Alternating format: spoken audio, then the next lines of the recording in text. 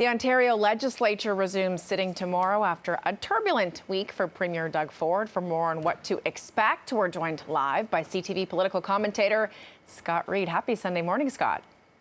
Hey, happy Sunday morning, Beatrice. Do you think tomorrow is going to be a happy Monday morning for the Premier and the PC caucus after 15 weeks off? What are they coming back to?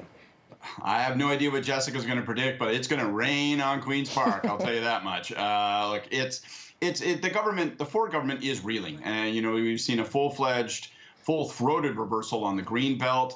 There are all sorts of lingering investigations, lingering questions. I think a really important thing to look for if you're wondering what's going to dominate the legislature is the front page of today's Toronto Star, which reports about MZOs and ministerial zoning orders that effectively allow the provincial government to say, yeah, you can build there in spite of what a municipality and a local council might have said. And it appears as though those things are being handed out like hot scones at the back of a bakery by the Ford government, and often involving people who were also involved in the Greenbelt controversy. So expect that to be the next leg of this entire political drama. And that's something we heard that the new housing minister, Paul Calandra, is going to be looking at and dealing with as well. Certainly he'll be under fire in the legislature as well now that the baton is passed to him, and he's going to have to start cleaning up this mess. He is effectively, for the Ford government, one of the fixers in caucus. When it comes to the Greenbelt, Scott, I mean, we can expect the opposition, I imagine, to continue hammering the government on this one. Without question. And I think really, there's two ways to go about it. One is a little bit of looking back. What about some of the lingering investigations? What about some of the questions that are left remaining about the Greenbelt? But I think the opposition, particularly if they're smart, they're going to try to push the boundaries out, if you will, of the Greenbelt controversy. So I go back to the MZOs. I think what's important for the opposition is to try to make the argument that it isn't all just fixed by reversing the policy, that there's a broader culture that was created. Don't worry about the rules, cut every corner, get it done, take tickets, make somebody happy, whatever private interests are looking for, grant it to them. And MZOs, I think, will be the next front in that fight. The challenge for the Ford government is to say, you know what, hang on. We've apologized. We said we got it wrong. We've reversed the policy. We've put those lands back into the Greenbelt. The rest of it is just details. Let's move forward. If I were the Ford government, I'd be looking to make a big announcement on something else tomorrow. Steal the news, distract the news cycle, create controversy elsewhere, even if that's what's required. But you don't want to still be lunching on MZOs and Greenbelt if you're the Ford government by Monday, Tuesday, Wednesday this week. You want to get beyond that issue. For sure. It's the shiny object. Hey, look over here. We're going to do this instead. Let's try to bury a little bit of the scandal under the rug. If you were a member of the official opposition, if you were Marit-style, Scott, what would you be focusing on? What would you be doing to remind voters that we're still away from the next election, but that they've got a choice next time around?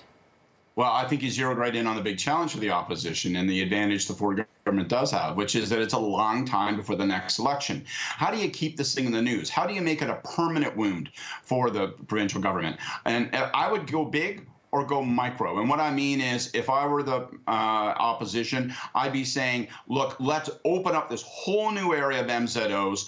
Who brokered them? What kind of middlemen were effectively making money off of this? So I'd go really large in terms of trying to open up that entire area, or I'd go micro. I'd take one specific instance. I would start asking exact questions about this staffer meeting with this person. I would take this Mr. X fellow that's been reported and his name reportedly has been floated in public. I would really pin their ears back and say, who met with this person? Did the Premier meet with this person? Did the Premier's chief of staff? Others that are still in government, those that have not yet been punted. So I'd either go really, really precise, or I go really, really large, or maybe I'd do both, because let's face it, you're going to just throw as many punches as you can and hope that one of them clocks someone on the jaw. Scott, last question for you. The fact that the Greenbelt and all these other issues have been front and center for weeks now is great. Do you think people actually care? Consider how much people are struggling to pay their bills, to get a roof over their head, to buy their groceries. Isn't, I guess, the cost of living crisis, even bigger than all that? Well, if you're in government, you can never say to yourself, you know what, this isn't what really people really care about, the thing that's actually got me on fire. You don't have that luxury of thinking that way. And the truth of the matter is the voters can be mad about more than one thing at one time.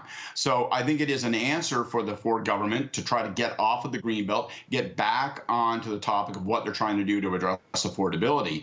The challenge for them is that they can't just pronounce that this issue is over. They just can't say, listen, we're absolved now of all sin and it's time to just forgive us. Only voters will make that decision. And if there are new developments when it comes to development for this Ford government, then affordability will not be a lifeline for them. If anything, it'll be a challenge.